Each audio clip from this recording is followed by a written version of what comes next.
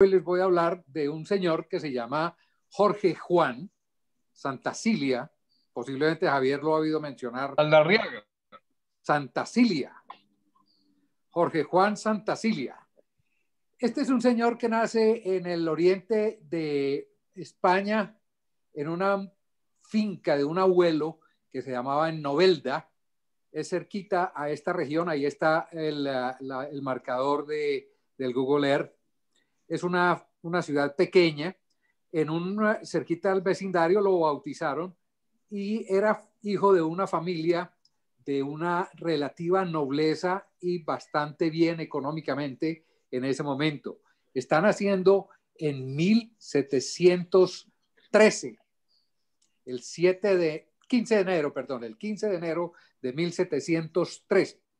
Para contarles más o menos la relación, las expediciones de Humboldt y la expedición Humboldt fue en 1799 y Darwin en 1831.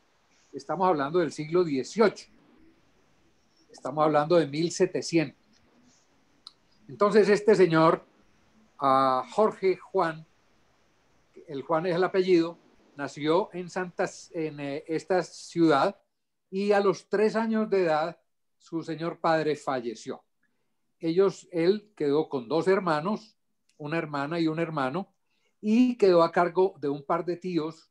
El primero lo mandó inicialmente a que estudiara en una escuela cercana para que aprendiera las primeras letras, y posteriormente su otro tío, que pertenecía a una comunidad que es la de Malta, o los hermanos de San Juan, se hizo cargo de él y consiguió mandarlo a estudiar vamos a pasar la segunda diapositiva, a Malta. Vemos aquí, mira dónde está Malta, aquí está Benidorm, Valencia, y por aquí está cerquita a Barcelona, en esta costa del sol naciente español. Se embarcó este muchacho a los 13 años para la isla de Malta, de donde era original esta comunidad religiosa militar que fue originada en las famosas cruzadas que iban a volver a conquistar la zona de Jerusalén, donde había nacido pues toda la judeo-cristiana, la religión judeo-cristiana. Estos hermanos de Malta, que eran a la vez militares, tenían allí un castillo que era prácticamente un hospital donde atendían pacientes, pero tenían esta particularidad. Ellos, que eran generalmente gente de riqueza bastante importante y de la nobleza de toda Europa, no podían mostrar sus riquezas, se despojaban de anillos, de cualquier tipo de posibilidad de mostrar sus dineros, y además se servía a todo el mundo en cubiertos de plata. Esta comunidad de los hermanos de San Juan o la Orden de Malta ha continuado durante toda la vida, estamos hablando de 1700, y ha continuado y ha ido cambiando porque la han invadido, específicamente a la isla de Malta, la han invadido los griegos, los romanos, todo el mundo. Después vinieron los nazis y todo el mundo, y la comunidad sigue representado con una sede en el Vaticano. Pasemos a la siguiente, por favor, Carlos José. Mire este mapa, que es muy reciente, donde ve las relaciones diplomáticas de la Orden Soberana Militar de Malta. Y es unas relaciones prácticamente como un país. Mire con toda Latinoamérica, mire con mucha parte del África, mire con la Rusia y mire con muchos países de Europa. Y se presentan como mensajeros y como cónsules y como embajadores, etcétera, y siguen siendo los hermanos de San Juan representantes de la Orden de Malta. Tuvieron mucho que ver también con los legionarios de otro tipo de comunidades religiosas cristianas como los templarios, etcétera, que se presentaron también originados en las expediciones que se hicieron a Jerusalén. La siguiente, por favor. Este muchacho, porque era muy niño, él se fue entre los 13 y los 17 años para Malta, regresó a España ya ordenado como miembro de la comunidad de los hermanos de la Cruz de Malta, cuya característica, fuera de no mostrar la riqueza, de atender pacientes enfermos como enfermeros, era que ellos no se podían casar, tenían un celibato permanente. Entonces regresó a España nuevamente y el tío le solicitó ingreso a una escuela de marinos que había sido fundada unos años atrás en la ciudad de Cádiz. Entonces era la Escuela Gaditana. Allí estuvo durante 4 años estudiando todo lo que tenía que estudiar un alférez o un guardia marino, que había sido esta escuela o esta compañía real de guardiamarinos fue fundada en 1717. Bueno, él se demoró un tiempo en entrar a esta escuela porque no había cupo. Esta era una escuela para formar navegantes y permaneció allí durante 4 años. Estamos hablando que este muchacho tenía 19 años. Dentro de su instrucción, él recibió matemáticas, geografía, mucha cartografía, técnicas de navegación, cálculos de estima para la navegación.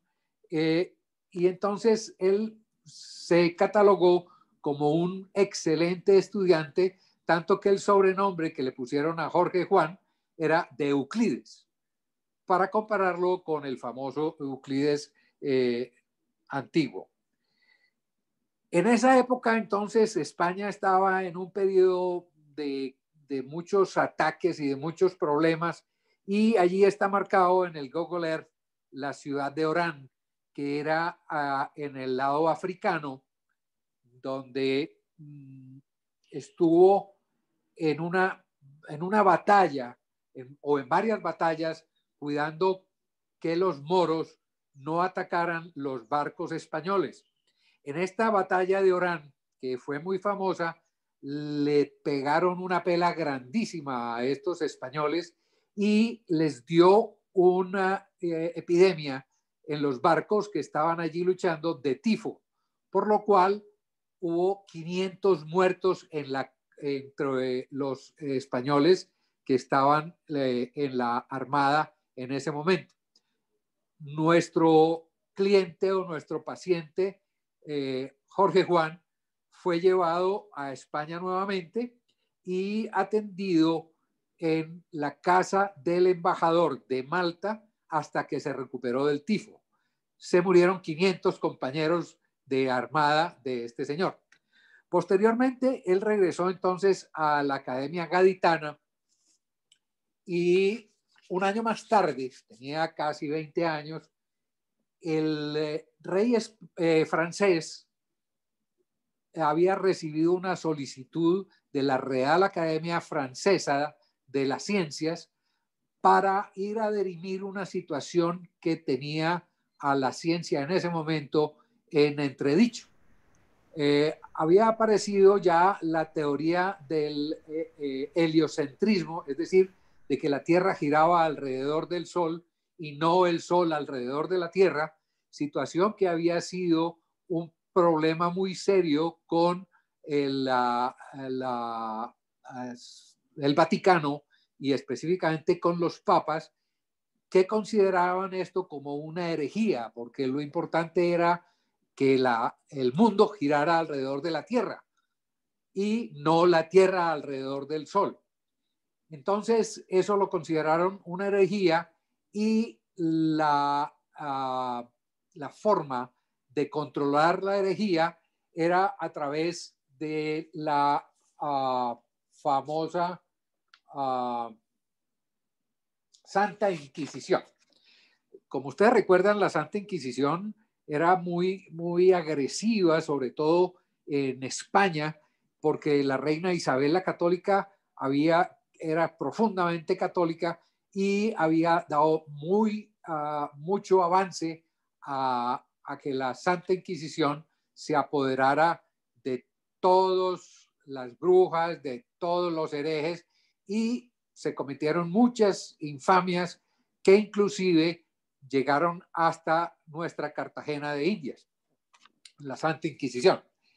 Esto tiene, y lo menciono porque tiene importancia en los estudios que hizo y que posteriormente nuestro cliente Jorge Juan va a presentar a la comunidad científica mundial. Más adelante lo veremos. ¿Cómo me están copiando? Perfecto. Muy bien. Muy bien. Muy bien, perfecto. Ok, vamos a seguir entonces. Estando entonces, ya después de haber venido de Malta, ¿podés dejarla ahí? Venido de Malta, el rey de Francia, que era pariente muy cercano, creo que eran primos del rey español, le hizo la solicitud al rey español de que le permitiera a su comunidad científica ir a hacer una medición en el Ecuador. Recuerdan que el Ecuador y toda la América era una protectorado, no, era un virreinato español manejado por los reyes de España, y los franceses no tenían nada que ver con la zona de la América. Entonces el rey francés le pidió al rey español, su primo, que le autorizara ir a hacer una medición con el objeto de definir el problema de que si la Tierra era achatada por los polos o la Tierra, debido al movimiento giratorio y centrífugo, era alargada por los polos como si fuera un melón. Más adelante tendremos posibilidad de ver una foto de ese modelo. El rey de España autorizó al rey español y a la Real Academia de la Ciencia Francesa, a la ciencia francesa, que le permitía ir a hacer la medición en el Ecuador, pero con la característica de que llevara 2 militares españoles dentro de su excursión. Al mismo tiempo se estaba mandando una comisión científica a la zona del Polo Norte, específicamente a Laponia, para hacer exactamente la misma medición y comparar la medición de 1 grado en Laponia contra la medición de 1 grado en la región ecuatorial, y así poder definir si 1 grado valía más en el Ecuador o en Laponia, definir si la Tierra era achatada, como decía Newton, por los polos o era alargada por los polos, como decían otros científicos en su momento. Ese nombramiento de los 2 militares que ya mencionó el rey recayó en Jorge Juan y Antonio Ulloa. Antonio Ulloa era otro joven, también estudiaba en la Escuela Gaditana de Marineros, también había sido compañero de Jorge Juan en Malta, estudiando con los hermanos malteses o los hermanos de San Juan. Y entonces estos 2 muchachos, que eran apenas unos alférez iniciales, unos guardiamarinos, le subieron de categoría dentro de la Armada Española para que no se sintieran menospreciados por los famosos científicos franceses que iban a acompañarlos, y los embarcaron rumbo a Cartagena de Indias.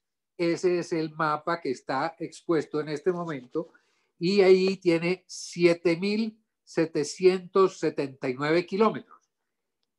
Ya ustedes se imaginan, estos son navegaciones de varios meses. Pues Colón hizo su navegación en 2 meses y pico, estos también 2 meses, y los embarcaron en barcos diferentes.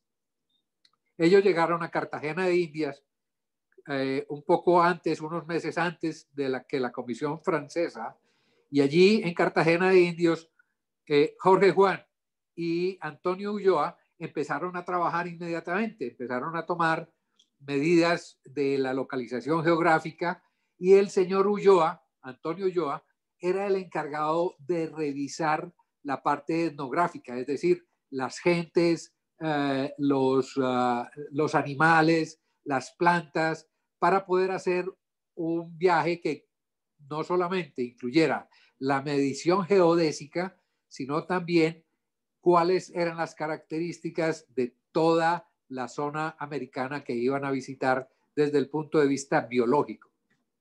Ellos esperaron entonces a los expedicionarios franceses y posteriormente, la siguiente diapositiva, por favor,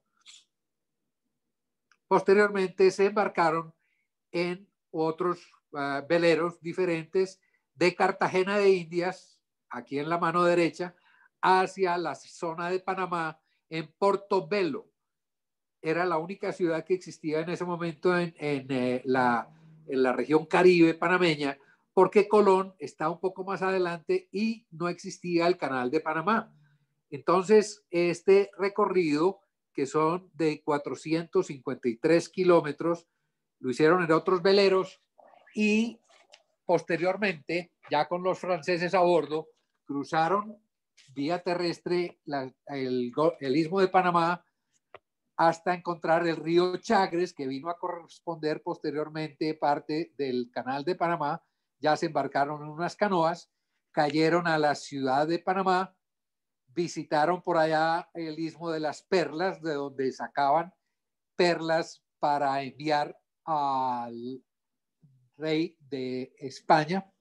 Es importante anotar aquí que estos par de muchachos guardiamarinos, ya con algún título importante dentro de la Armada, recibieron la orden no solamente de hacer las mediciones y de ver la biología y la etnografía dentro de la zona que iban a visitar, sino que recibieron también una orden de visitar los puertos españoles donde se embarcaba el oro, la plata y las joyas que eran enviadas vía marítima para el rey de España, porque tenían un problema muy serio con los ataques que la Armada inglesa hacía en forma frecuente, comandados por el vicealmirante Vernon, que era básicamente un pirata.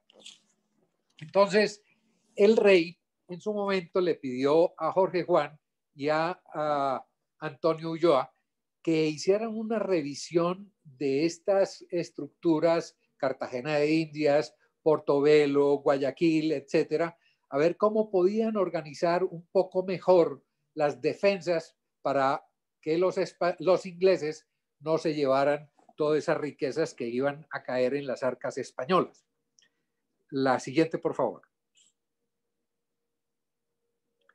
Esta es la tercera parte de la navegación que hicieron estos expedicionarios, y fue ya de la zona de Panamá a bajar a la zona de Guayaquil, y también fue en barco. Estos son 1,246 kilómetros, y de allí, de Guayaquil, subieron a Quito, donde se estuvieron haciendo las mediciones un total de 9 años. Siguiente, por favor. Estos 9 años, estos señores se dedicaron a trabajar y a mirar el cielo, y sacaron finalmente un tratado importantísimo, cuyo original es este que está aquí, y yo lo tengo muy bien guardado. Se llama Observaciones Astronómicas y Físicas, hechas por orden de Su Majestad, y el libro primero es sobre la máxima oblicuidad de la eclíptica. Eso es un nombre geodésico en relación a la posición del Sol con respecto al plano ecuatorial. Siguiente. Ese primer libro tuvo problemas cuando ellos lo pusieron a la luz pública, porque como les había contado, la Sagrada Inquisición y el Vaticano todavía consideraban como una herejía y tuvieron el problema de que si los consideraban como herejes, pues lógicamente no iba ni a aparecer el libro y las vidas de ellos, a pesar de que eran relativamente monjes de la comunidad de San Juan, los iban a meter en camisa de 11 varas. Entonces, estos señores publicaron su libro haciendo como un avance de lo que ellos habían encontrado, pero como una suposición, no como una certeza absoluta de que en la Tierra era achatada por los polos, sino que era la suposición que ellos tenían y que no importaba las creencias religiosas, era simplemente un estudio que iban a hacer. Hubo un sacerdote jesuita que fue el encargado de la Santa Inquisición por hacer el estudio del libro, que se volvió amigo de Jorge Juan y le ayudó en la presentación ante los otros partícipes de la Inquisición y lograron que no se obstruyera ni se pusiera el nombre de Juan y de Ulloa en problemas con la Sagrada Inquisición. Siguiente, por favor.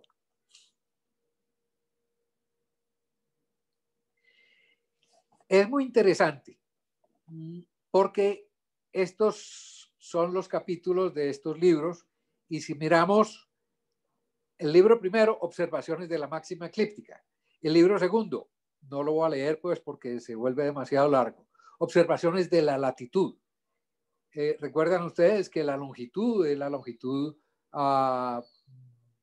del meridiano de Greenwich hacia los otros meridianos, pero la latitud es latitud norte y latitud sur. La mitad de todas las latitudes es el plano ecuatorial. Siguiente, por favor. Observaciones de las inmersiones y emersiones de los satélites de Júpiter como de los eclipses de la Luna. En estos días pasados, Luis Carlos mandó una foto muy bonita de su tema que le gusta mucho, sobre un eclipse, un paso de uno de estos satélites de Júpiter, específicamente Io, que pasa a través de la vista de Júpiter. Y estos señores ya en 1700, ya tenían conocimiento de toda esta formación de los eclipses y ya sabían a ciencia cierta qué fecha aparecían, cuándo los podían medir, haciendo la triangulación, etc. Como ellos se llevaban unos instrumentos para hacer sus mediciones, estos señores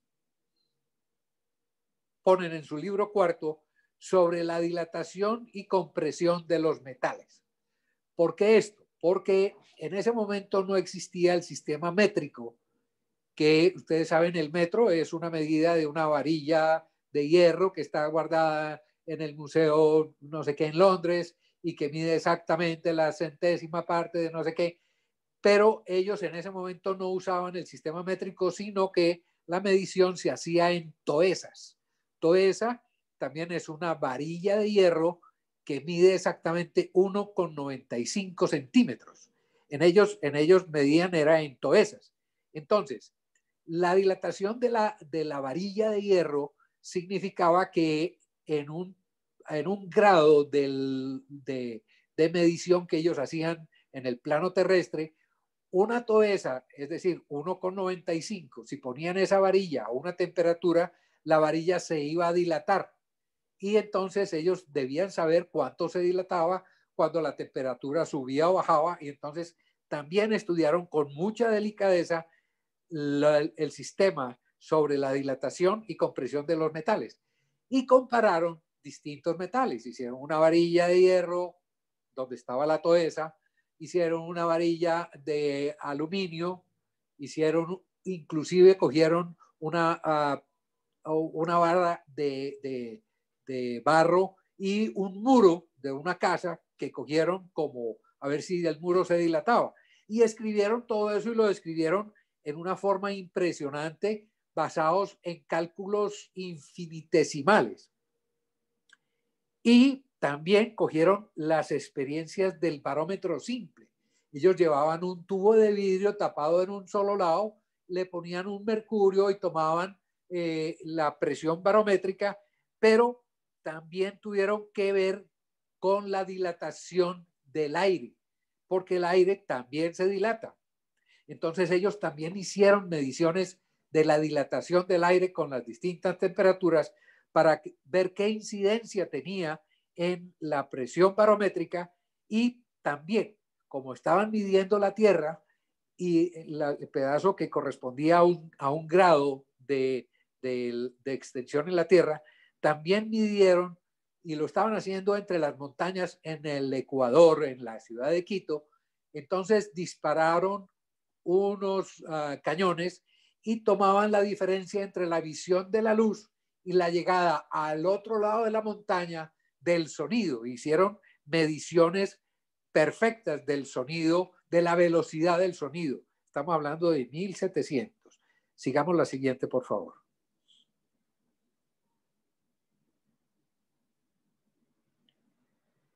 De aquí viene la medición del grado meridiano contiguo al Ecuador, y ellos ya llegaron a la conclusión de que definitivamente la Tierra es achatada por los polos. Yo por aquí tengo la medición en toesas.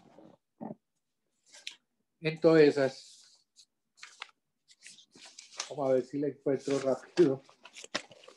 Pero en todo caso es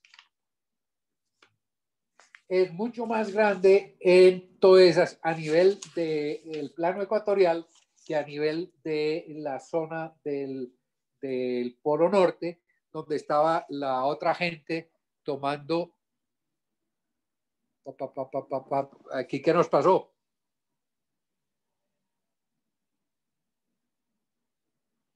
¿Aló?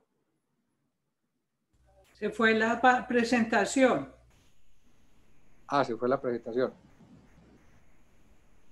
Carlos José. Se quedó dormido. ¿Te dormiste o qué? Carlos. Se quedó dormido. Está en el computador de Carlos. Sí. Porque abajo decía cardiología y no sé qué más. Lo llamaron de alguna parte. De urgencia. Lo despertaron. Márquenle el celular. Y Oscar, ¿encontraste lo que estabas buscando? Por aquí lo vamos buscando. Nos quedamos en cuando nació Jorge Juan.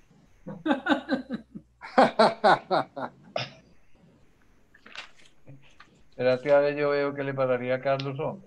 A una calle de Madrid que se llama Jorge Juan. Jorge Juan. Es que, él es muy reconocido.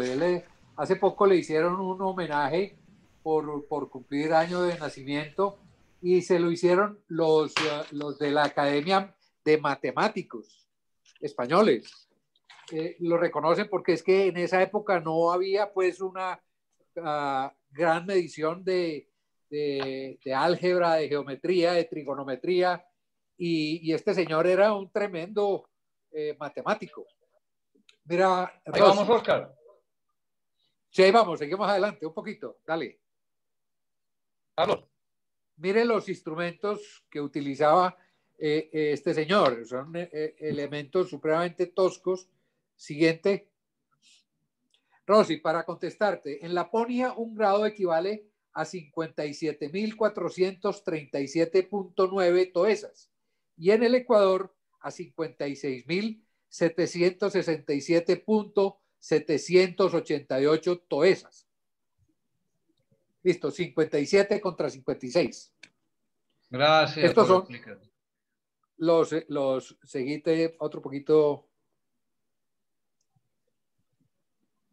Bueno, sigamos. Aquí está la explicación de los eclipses de la luna, y mire lo que tenían de conocimiento ya de la luna en ese momento. es prácticamente lo que tenemos nosotros en este momento, solamente que ellos no sabían de la parte oscura de la Luna, situación que ya está prácticamente estudiada.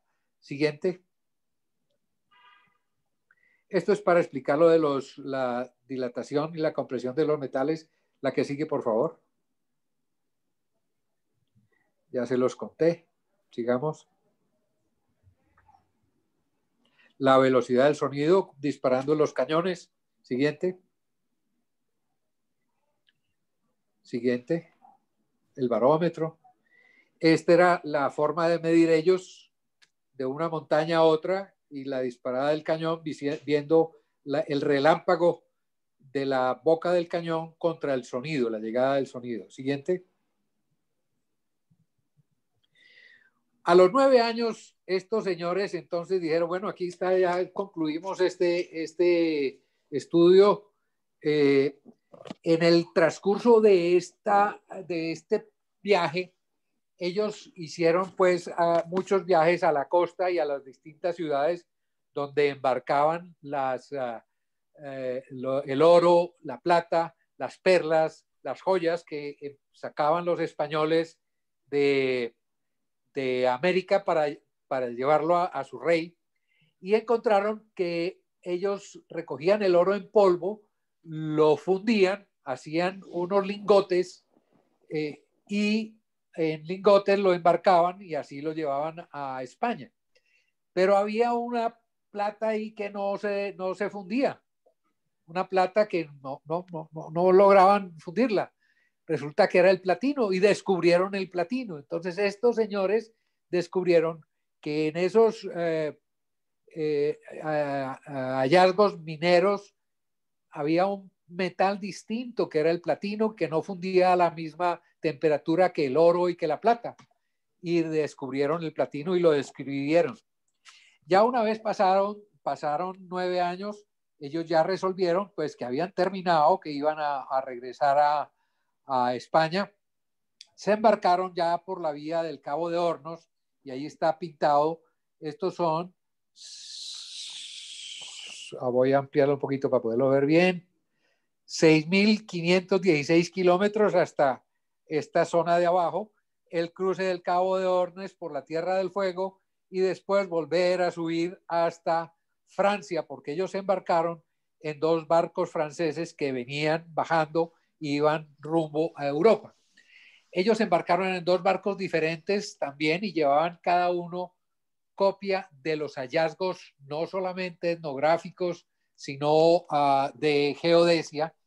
Y el barco en que iba Jorge Juan llegó perfectamente a Francia, pero el barco en que iba el amigo Antonio Ulloa fue tomado preso por los ingleses. Los ingleses eran muy agresivos, eran muy buenos marineros y lo cogieron preso. El señor Ulloa, en un descuido, botó todos los papeles que tenía sobre lo que habían hecho ellos con los puertos de embarque de las riquezas, que los habían fortificado, los habían mejorado, para que los ingleses no se dieran cuenta de que ya a esos piratas que los ingleses mandaban a robar ya tenían dificultades porque habían fortalecido mucho esos puertos donde embarcaban el oro. Entonces este señor Ulloa tiró al agua los documentos de la segunda propósito de su viaje y se llevó solamente los científicos de la medición que habían hecho y los que ya mostré anteriormente. Cuando ellos llegaron prisioneros a la zona inglesa, a Londres, la Academia de Ciencias londinense o inglesa encontró que eran unas cosas científicas supremamente importantes y dijeron, hombre, la guerra no puede estorbar los maestros ni los científicos. Hágame el favor y los larga, que se vaya, y lo nombramos miembro de la Real Academia Inglesa de la Ciencia. Entonces al señor Ulloa lo nombraron miembro de esa academia y al mismo tiempo los franceses nombraron a Antonio, a Jorge Juan como miembro correspondiente de la Academia Francesa. Ellos llegaron a España y fueron recibidos como muy sin ninguna cosa importante, pero resulta que existía un nuevo nombramiento en un ministro de mucho poder político que se llamó el Marqués de la Ensenada, que se dio cuenta que este par de muchachos eran unos verdaderos científicos, y resulta que este Marqués de la Ensenada estaba interesado en volver la Armada española lo suficientemente poderosa y buena para ganarle la guerra y para ganarle a esos piratas ingleses que los tenían vueltos pedazos. Entonces le encomendó a Jorge Juan: váyase para Inglaterra a mostrar sus hallazgos, pero sirva de espía industrial. La segunda comisión era espía industrial, y le dieron inclusive algunos caracteres para que él mandara comunicados sin que los ingleses se dieran cuenta. Él estuvo unos meses en Inglaterra y logró una cantidad de cometidos como espía industrial. El principal era ver cómo construían los ingleses los barcos, porque los barcos ingleses eran muy rápidos, eran poderosos, no gastaban tanta madera como los españoles y los franceses, y les ganaban tiro por lapo pues en todas esas batallas en que se enfrentaban, porque eran muy ágiles, muy maniobrables, y todo el velamen, las velas, es decir, la jarcia, eran también mucho mejor construidas que las españolas. Jorge Juan entonces se metió a estudiar eso y a mandarlo a escondidas al Marqués de la Ensenada, y además estaba en ese momento apareciendo la máquina de fuego, que era la máquina de vapor, que los ingleses ya la tenían trabajando en las fábricas y los españoles todavía no la tenían.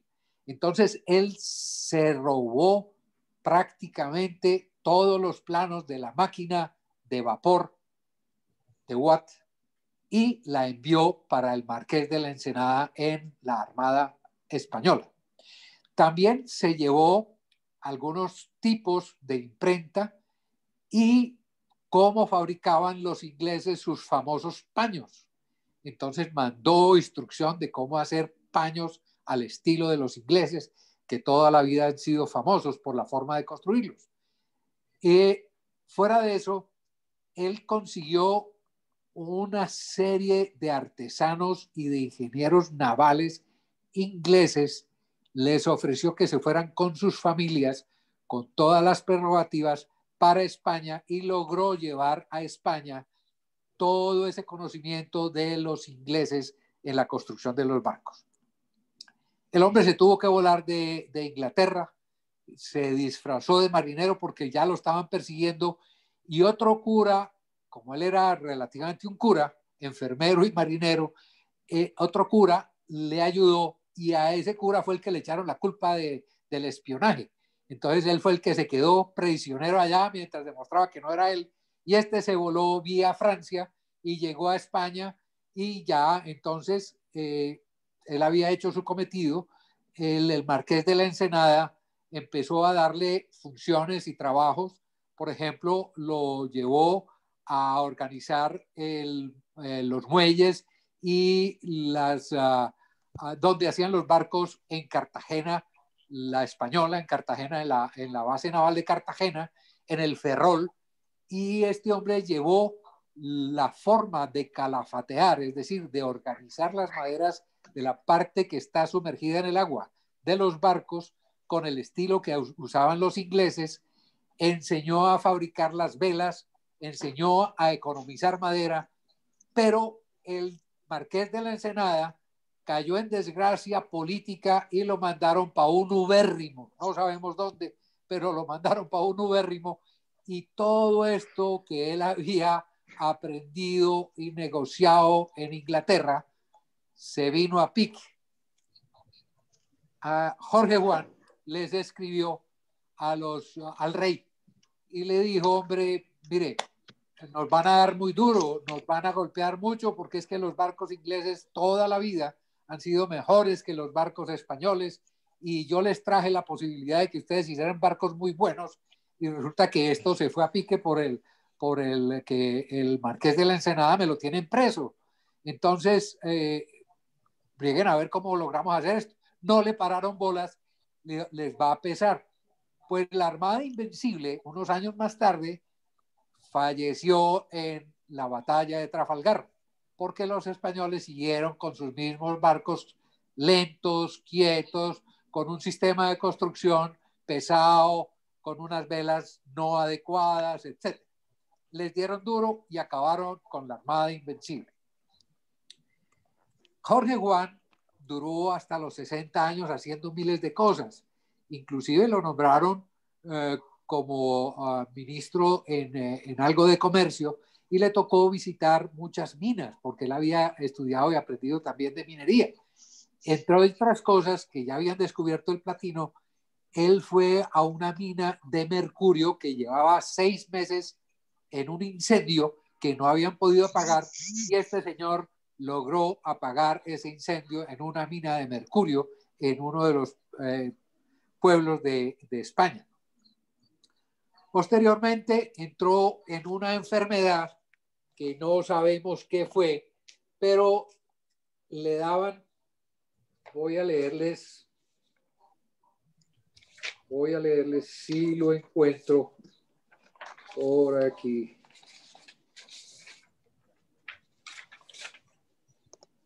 Ataques de parálisis 5. Dice, fallece en accidente de alferecía, como los alférez, porque la alferecía eran las convulsiones, entonces era epiléptico o le daba una epilepsia. Dice, fallece en accidente de alferecía seguido de uno apoplético. Él estuvo entonces con una epilepsia que ocasionó cólicos biliosos convulsivos de nervios.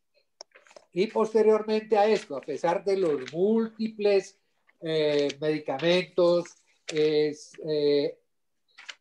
inclusive le daban mucho caldo de pollo, pócimas prescritas, lavativas, le hacían drenajes de sangre, etcétera. El señor falleció a los 60 años y quien escribe su historia y narra todo su fallecimiento es el que fue su secretario durante 23 años, el señor Sanz. La siguiente diapositiva, por favor.